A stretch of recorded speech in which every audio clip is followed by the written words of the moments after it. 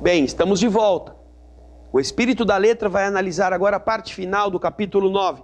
Você nunca pensou que no plano espiritual pudesse haver esses dissabores?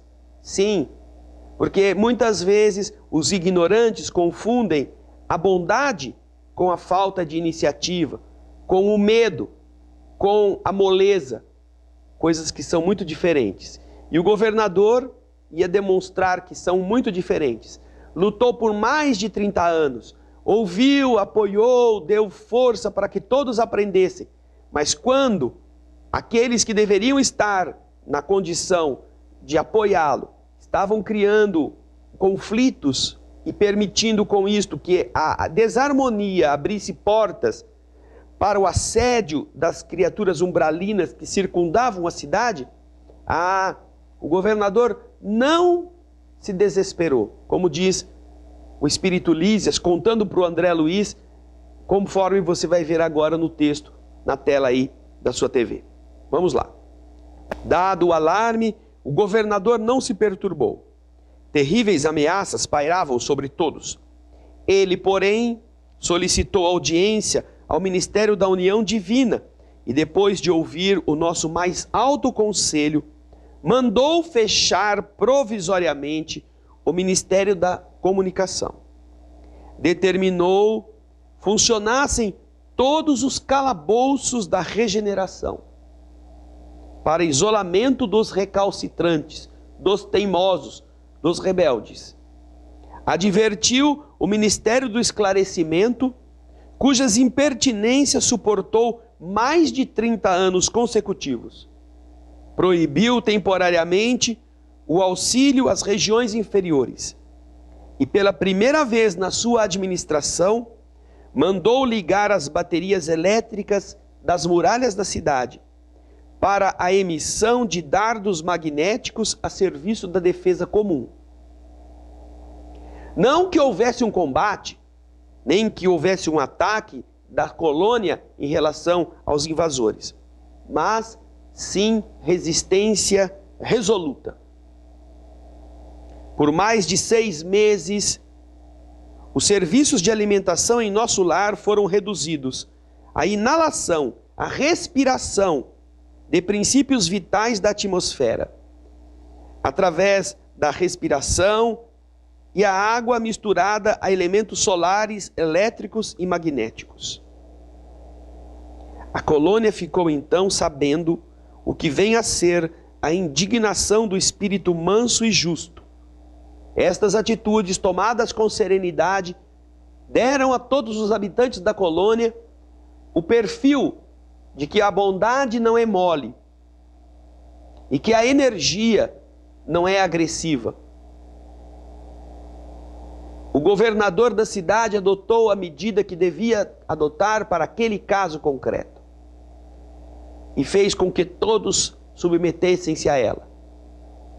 Não é de se espantar que tenha dado bom resultado, como o próprio Lísias continua contando para nós. Vamos lá. Findo o período mais agudo, a governadoria estava vitoriosa. O próprio Ministério do Esclarecimento reconheceu o erro e cooperou nos trabalhos de reajustamento.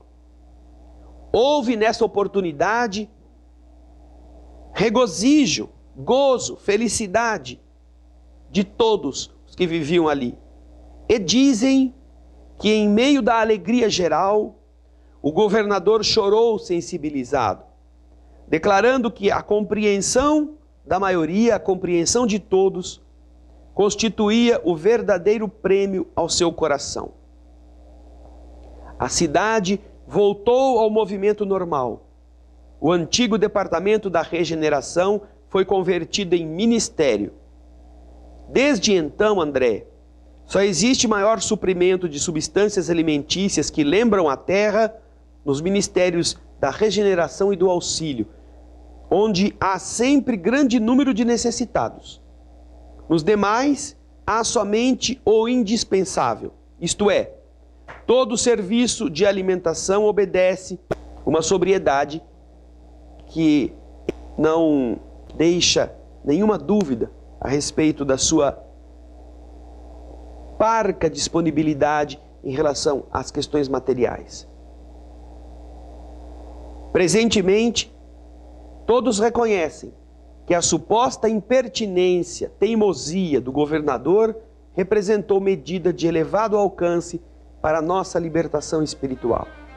Reduziu-se a expressão física e surgiu o maravilhoso coeficiente de espiritualidade. Com isso, vocês observam que graças à teimosia, chamada de impertinência, mas que poderíamos dizer obstinação, de um espírito elevado, a benefício da comunidade, um coeficiente de forças espirituais positivas cresceu de forma assombrosa, diminuindo todas as agonias, todas as angústias decorrentes do nosso apego às coisas transitórias. Todos perceberam depois, então, como tinha razão o governador. E se esta lição serve para que nós aprendamos como o nosso apego à matéria é prejudicial para o grupo e para nós, também é importante que nos lembremos que quando fazemos parte de uma agremiação, de um conjunto de pessoas, toda a nossa oposição que não for legitimamente exposta, que não for declarada e colocada para que possa ser elucidada, toda a nossa postura covarde de ir atrás, de fazer fuxico, de criar grupelhos, de fazer fofoca, de minar as posturas dos outros através de falinhas de canto de pé de ouvido, são atitudes que servem aos que querem destruir o trabalho, que não servem ao bem, porque se fizessem de verdade como deve ser, estariam ajudando a construir uma instituição.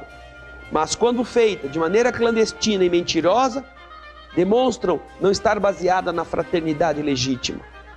E estas pessoas são perigosas para o caminho do bem. São torpedos que se disparam na direção do equilíbrio de qualquer instituição religiosa. Por isso, se você conhece alguém, tome muito cuidado com esta pessoa. Porque se ela é capaz de falar por detrás, sem falar pela frente, esta pessoa não merece muita confiança. Através dela, a desilusão pode instaurar-se em qualquer lugar que ela estiver. Este é o conselho do livro Nosso Lar, neste capítulo 9, mas tem muitas outras coisas. Semana que vem estaremos falando do capítulo 10. Esteja conosco. Obrigado pela sua companhia e até o próximo programa. Muita paz.